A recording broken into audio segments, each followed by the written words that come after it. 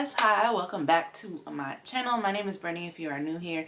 So I previously checked out a dinosaur video, and I got a lot of comments from people saying that the person that did that video didn't have a lot of accurate information. So somebody suggested that I check out the dinosaur video from this channel that I'm gonna link. The original video, I'll link it in the description box, but somebody suggested that I go to another channel and check out their look for a dinosaur video on their channel because it'd be more accurate. So what we're checking out today is what dinosaurs actually look like, question mark. Okay, go ahead and get on into this. And it looks animated, so that's cool. The past is a vast and mysterious land that begins at the Big Bang and ends in the present, expanding with each passing moment. It's the home of everything that came before, the key to understanding our present. Here, we find the most amazing creatures to ever roam our planet. Hundreds of millions of species so diverse that our imagination cannot do them justice. Unfortunately, the past carefully guards its secrets. While there are a lot of things about the past we know, there are way more things we know we don't know.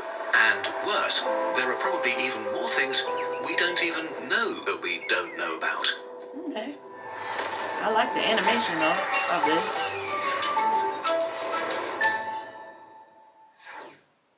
Think of the wonder of life.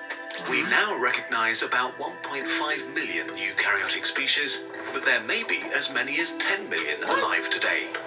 And although we are adding some 15,000 new species to our collective knowledge each year, the vast majority of life on Earth is still undiscovered. This is just what is around today. An estimated 4 billion species emerged on our planet in past eons.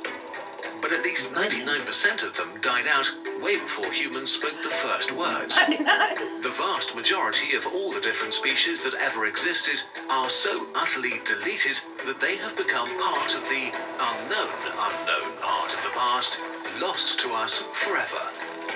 Or are they? Could we use science and imagination to glimpse a shadow of the unreachable past? Let's start with what we do know. Okay. To learn about creatures of the past, we need fossils, any sort of remains preserved from past geological ages, bones or shells, impressions or imprints, things preserved in amber. The totality of all fossils on Earth is called the fossil record, and it's the most important window on the past we'll ever have. For a dead animal to fossilize, a number of things must go just right. The right environment, timing, and conditions. And then the fossil needs to survive for millions or hundreds of millions of years, and then get back to the surface, and then be discovered before natural processes dissolve it. Sheesh. So it is kind of a miracle that we have what we have, and know what we know. Take the dinosaurs, since they were one of the largest and most successful groups of animals for some 165 million years, and are also a lot of fun to animate. What were they really like, and what are we missing? In the last 200 years, we've found tens of thousands of fossils from over 1,000 dinosaur species. Okay. Lately, we've entered a golden era of discovery, and about 50 new dinosaur species are discovered each year, expanding what we know and what we know that we don't know about them, which is amazing. But it also makes us aware of all the things lost to the past forever. Imagine if we took all the animals that lived in the last 50 million years and randomly chose 10,000 individuals from 1,000 species to fossilize. Think about all the things that would be missed or that seem too weird to be true.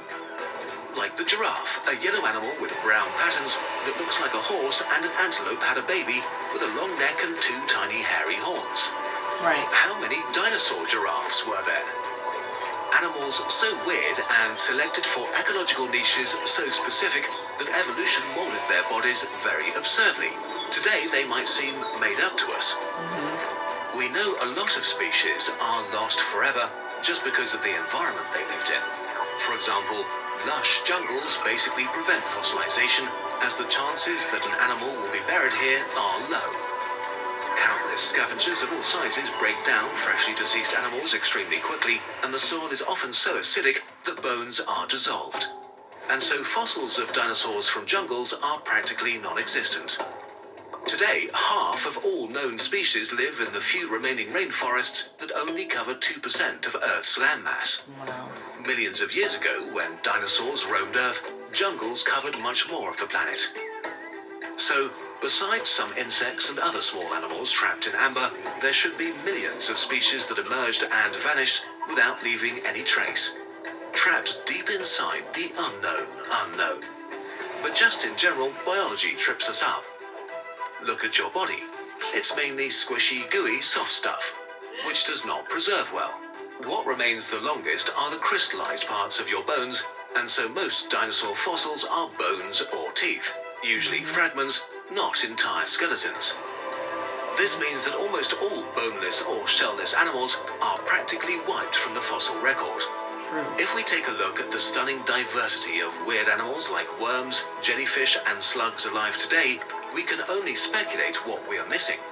Although thankfully, many mostly soft and gooey species also left us an incredible diversity of shells that tell us an amazing amount about our past, so at least we have that. Still, when we think about all the boneless species that may have existed in the last 500 million years, even our best attempt at imagining them falls short. But it's not like reimagining something based on its bones is straightforward, and so the way we envisage what dinosaurs actually looked like has changed a lot in the last few years. In the past, many illustrations had a bony, minimalistic look with a toothy grin to signify fierceness and danger. But if we draw today's animals in a similar way, based on their skeletons, just for the fun of it, we get the most bizarre creatures. Elephants, swans, and baboons that look like monsters right out of nightmares. Right. So, similar to animals today, we should imagine dinosaurs with much more soft tissue, fat bellies or chests, weird soft parts like skin flaps, lips and gums, and just more pronounced features that would make them seem like much more pleasant fellows. Some soft features actually leave distinctive traces on bones that we can look for in the skeletons of extinct animals, which is where today's animals with similar features aren't really helpful. It's a similar story with colours. Because we know what the feathers of living birds look like, modern technology combined with the exceedingly rare fossils with preserved remains of fuzzy feathers give us a glimpse of the real colours of extinct dinosaurs. We know that tiny Sinosauropteryx had a striped tail, and its tiny dino buddy Anchiornis huxley was white and black with gorgeous red feathers around its head. That's cool. Still, for the vast majority of really any ancient extinct species, we have no real clue what colour they were.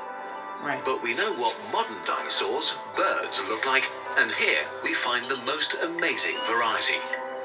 So some dinosaurs will have tried to blend into the background, while others might have fielded aggressive colour schemes to attract mates or to appear dangerous. Some might have had impressive decorations or colourful beaks. Some may have been striped or patterned. Similarly, we don't know that much about dinosaur behaviour, although once again we can draw conclusions from existing animals. Right. For example, even apex predators like lions spend a lot of their time lying around and cuddling and licking each other and playing. Why would dinosaurs be so different? When we first found the skull of T-Rex with its mighty teeth, and probably the strongest bite of any land animal ever, we imagined a fierce and stupid beast. But modern scanning technology has revealed that T-Rex had a larger brain-to-body ratio than some earlier giant meat-eaters, and it probably had very sharp hearing, vision, and a sense of smell, and was in all likelihood not a stupid animal. So maybe T-Rex was a cuddly fellow that spent a lot of time playing around or impressing potential mates when it was not hungry. Likewise, while their horns and shields might have made ceratopsids appear to be natural-born fighters, they were probably much more than that. Based on the behaviour of modern animals, and the complex dances some have to go through to mate, maybe their shields were amazingly colourful. Maybe it danced for its mates like many birds do today. How intensely amazing these creatures must have been. And what a loss it is to us that we don't get to experience them firsthand. I don't know if we would handle them right. What an even greater loss that there is so much we will never know about them, and even more tragic, all the absurd and beautiful beings that disappeared without a trace. But such is life. Time marches on without any concern for our feelings, and the past expands with every moment that passes. Most wild animals alive today will in all likelihood not leave fossils behind and also just disappear forever. We can do something about that though. Instead of accelerating the extinction we are witnessing, we could become the guardians of life and preserve it where we find it. We could, If possible, in the wild. If not, then in museums, movies, and in our minds. Because as amazing as our imagination is, and as fascinating to think about the animals that are part of the unknown, it is even better to witness them in the present.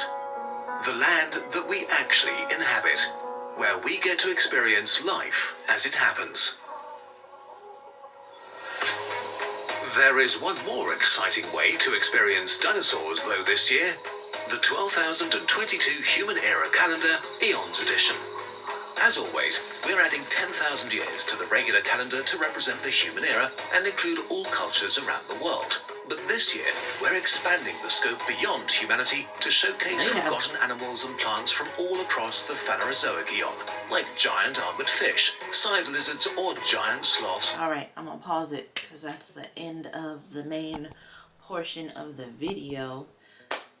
Whoever animates this the videos for this channel, they're doing an amazing job. It keeps you like pulled in, especially the way they transition the animations and stuff. I like that.